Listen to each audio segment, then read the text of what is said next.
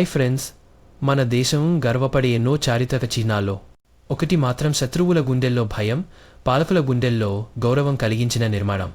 మొఘల్ చక్రవర్తులు దీన్ని రాజధానిగా మార్చుకున్నారు. బ్రిటిష్ వాళ్ళు దీనిపై ఆధిపత్యం సాధించారు. కానీ ఈ కోట లోపల ఎన్నో రహస్యాలు ఉన్నాయి. గొప్ప పాలకుల పాలన, రక్తపాతం, కుట్రలు. ఒక్కసారి ఇందులోకి అడుగు పెడితే మీరు బయటకి రావడం మర్చిపోతారు. ఆగస్టు 15 రోజు భారత త్రివర్ణ పతాకం అక్కడే ఎగురుతుంది. కానీ అదే కోట బ్రిటిష్ కాలంలో ఎన్నో కన్నీళ్లకు, కుట్రలకు, త్యాగాలకు కేంద్రం కూడా. ఇంత గొప్ప కోట నిర్మాణం వెనుక ఏముందో తెలుసుకుందాం. Welcome to the incredible journey of Red Fort. Let's uncover the majestic history, the mystery and the rise and fall of empires behind Red Fort. Delhi ఇది కేవలం భారత రాజధాని కాదు, ఇది అనేక సామ్రాజ్యాల కేంద్రం. ఈ నగరంలోని ఓ అద్భుతమైన నిర్మాణం రెడ్ ఫోర్ట్. దీనిని లాల్ కిల్లా అని కూడా అంటారు. ఇది యమునా నది ఒడ్డున షాజహానాబాద్ నగరానికి హృదయం లాంటి నిర్మాణం. ఇది రెడ్ శాండ్స్టోన్తో నిర్మించబడి దాని పేరుకే తగినట్లుగా ఎరుపు రంగులో మెరిసిపోతుంది. షాజహాన్ మొఘల్ చక్రవర్తి ప్రేమ కోసం తాజ్ మహల్ కట్టించాడు. రాజకీయ సంకేతాల కోసం లాల్ కిల్లా కట్టించాడు. ఆగ్రాను పాలిస్తున్న షాజహాన్ తన సామ్రాజ్యానికి కొత్త రాజధాని అవసరమని నిర్ణయించుకున్నాడు. ఆ ప్రకారంగా 17th సెంచరీ మొదట్లోనే షాజహానాబాద్ అనే నగరాన్ని నిర్మించడం ప్రారంభించాడు. ఆ నగరానికి కేంద్రంగా, పరాక్రమానికి ప్రతీకగా ఉండాలనుకున్న కోటే లాల్ కిల్లా. 12 సంవత్సరాల పాటు వేల మంది శిల్పకారులు, కార్మికులు, కళాకారులు కలిసి ఈ కోటను నిర్మించారు. వాస్తవానికి ఇది కేవలం కోట కాదు, ఇది ఒక అభివృద్ధి చెందిన నగరం. లాల్ కిల్లా అంతరంగాలు చూడగలిగిన వారు నిజంగా అదృష్టవంతులు. ఇందులోని కొన్ని ముఖ్యమైన ప్రదేశాలు. దివానియాం, సామాన్య ప్రజలు తమ ఫిర్యాదులను చక్రవర్తికి తెలియజేసే ప్రదేశం. దివాన్ ఏ ఖాస్ సీక్రెట్ మీటింగ్స్ జరిగే స్థలం. ఇక్కడే if there is Paradise on earth it is here అనే పదబంధం ఉద్భవించింది. మోతి మాజిద్, చక్కటి తెల్లటి మార్బుల్ మసీదు. రాంగ్ మహల్, మహారాణుల విశ్రాంతి స్థలం, రంగుల అద్దాలతో అలంకరించబడి ఉంటుంది.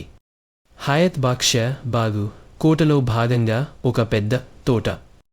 ఇవి చూసిన తర్వాత మీకు మొఘల్ ఆర్కిటెక్చర్ అంటే ఎంత గొప్పదో అర్థమవుతుంది.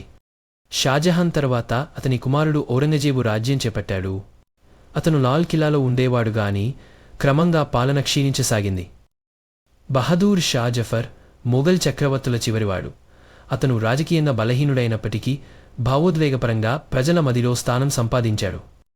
ఇయర్ 1857 భారత తొలి స్వాతంత్ర్య సంగ్రామం. తిరుగుబాటులో ఉన్న సిపాయిలు బహదూర్ షా జఫర్ను తమ చక్రవర్తిగా ప్రకటించారు. కానీ బ్రిటిష్ వారు తిరిగి ఆధిపత్యం సాధించి బహదూర్ షా జఫర్ను అరెస్ట్ చేశారు. ఆ తరువాత లాల్ కిల్లాను జైలు, ఆర్మీ బేస్గా వాడారు. బ్రిటిష్ కాలంలో పీకాక్ థ్రోన్ లూటీ అయింది.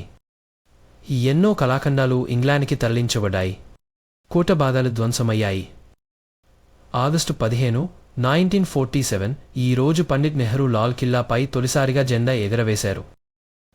ఆ రోజు నుండి ప్రతి సంవత్సరం ఆగస్టు 15 నాడు దేశ ప్రధాని ఇదే కోటపై జాతీయ పతాకాన్ని ఎగరేస్తారు. ఇది భారత గర్వానికి ప్రతీక, మన అభిమానం, మన స్వాతంత్ర్యం. ఇప్పటికీ కోటలో భూగర్భ మార్గాలు ఉన్నాయని చెబుతారు. సీక్రెట్ టన్నెల్స్ నది వరకు ఉండేవని నమ్మకం. కొన్ని గదుల్లో రహస్య ఖజానాలు దాగి ఉన్నాయని కథలు. కొంతమంది గార్డులు రాత్రివేళల్లో వింత శబ్దాలు, నిశ్శబ్ద కదలికలు చూస్తామని చెబుతారు. ఇవి నిజమో కాదో తెలియదు, కానీ చరిత్రను ప్రేమించే మనస్కు ఇవి ఒక రహస్య ప్రపంచాన్ని చూపిస్తాయి. లాల్ కిల్లా అంటే ఒక మూడ్. దాన్ని చూడగానే మన కళ్ళు ఆనందంతో వెలిగిపోతాయి. చరిత్ర మన ముందే నడుస్తుందనిపిస్తుంది. లాల్ కిల్లా ఒక సామ్రాజ్యపు నిలయం.